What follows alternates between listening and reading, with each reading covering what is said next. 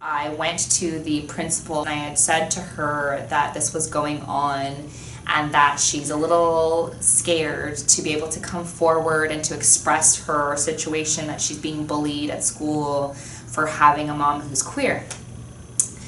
And and I said, she's a little scared. Like, right. She's a little bit worried about coming forward to you, so I'm coming forward to you on her behalf. Right. So could we have a meeting? Now, instead of having a meeting with me, she goes behind my back, takes Arden out of class, and sits her down in her office as though she's in trouble. Wow. And says, your mom said this, this, and this, so I need to know all the details now, as if she's in trouble. Right. And Arden, of course, she's just a little kid. She just froze and she says, I don't think my mom knows what she's talking about. That's not true. Mm. So the principal calls me and says, so she said that nothing happened, that I didn't know, that you didn't know what you're talking about. And so when I talked to Arden again, she of course said it's just because I'm scared. Right. Went back to the principal and said, so this is the reason why. I said, please, can we have a conversation first before talking to my daughter? And she said, well, I deal with things the way that I deal with things. I've been doing this for many years.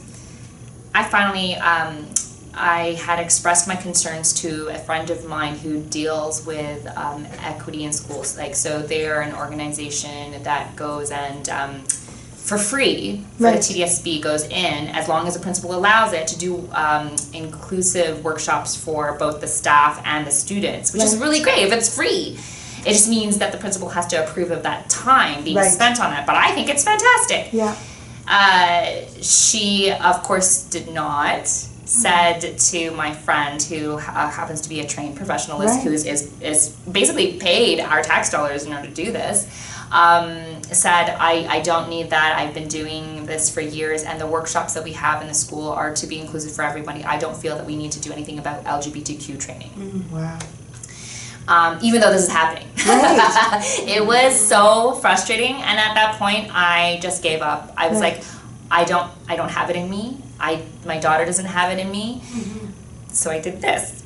The teacher happened to ask me, so I heard that you're a writer, would you be interested in doing a workshop? I'm like, sure. So I go in, I do a writing, like not a writing workshop, but a theater workshop. So we learned some staging, we taught them some songs, blah, blah, blah. So it's like two days of workshop. At that time, I also owned a home daycare, so you can imagine I was doing this at the same time as having these very small children, including a baby on my back. It was intense, but we got through the workshop. The kids really loved it. Then at the very, very end, when we were doing our checkout, I said, so I hear that some of you have been making fun of my daughter. Because I was like, how else am I going to get to these kids? Yeah. If the principal doesn't want me to speak to these kids directly, if like, what am I going to do? What am I going to do? How am I going to get rid of this problem other than speaking to them directly? And they've just gotten to know me. Right. They liked my theater workshop, and it's not like as if I was like, waving dildos all over the place and snorting coke or whatever in front of them. Like, I don't know what they were imagining that lesbians do, even though I don't even identify as a lesbian. So I was like, they already got to know me. They liked me. They had a relationship. They had a relationship, and that's exactly what I said. It was like, I need you to respect my family. I was very clear. All of them had red faces. Arden was a little embarrassed, but I didn't care, and I was like... Did any of them apologize? No, they just all had red faces, and I said, I want you to understand that what you are doing is actually unconstitutional. It's illegal, and I needed to stop. Yeah. And the teacher had a red face. Yes. They all had red faces. And I was like, thank you very much, everybody. Okay, gathered up on my daycare kids and left.